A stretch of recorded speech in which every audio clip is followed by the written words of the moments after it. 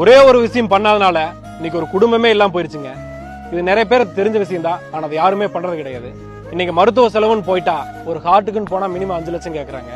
ஒரு kidney transplantation போனோம்னா 40 லட்சம் கேட்கறாங்க. லிவர்னு போனோம்னா 50 லட்சம் கேட்கறாங்க. எதிர்பாராத விதமா ஒரு விபத்து ஏற்பட்டா பல லட்சங்கள் செலவு செஞ்சு காப்பாற்ற முடியாம போய் எத்தனையோ பேர் இருக்காங்க. இதுக்கெல்லாம் ஈடு கட்டுறதுக்கு என்ன பண்றீங்க?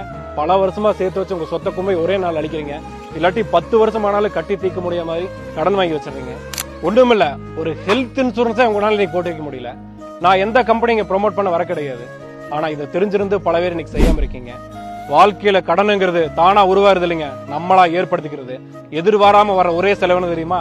மருத்துவ செலவு மட்டும்தான். என்னால ஒரே நாள்ல 3 லட்ச ரூபாய் கொண்டு வந்து கட்ட சொன்னா என்னால கட்ட முடியும். ஆனா அதே இடத்துல ஒரே நாள்ல 30 லட்சத்துக்கு கொண்டு வந்து கட்ட சொன்னா என்னால கட்ட முடியாது.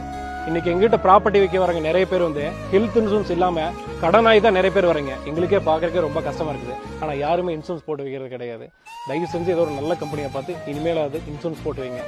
ஒரு இன்சூரன்ஸ் உங்க வாழ்க்கையில எந்த அளவுக்கு வந்து ஒரு இக்கட்டான சூழ்நிலை உதவி செஞ்சிருக்கு அப்படிங்கிறதையும், அதே இன்சூரன்ஸ் போடாம உங்களோட வாழ்க்கை எந்த அளவுக்கு பின்னோக்கி தள்ளப்பட்டிருக்குது அப்படிங்கிறதையும் மறக்காம கமெண்ட்ஸ்ல சொல்லிட்டு போங்க.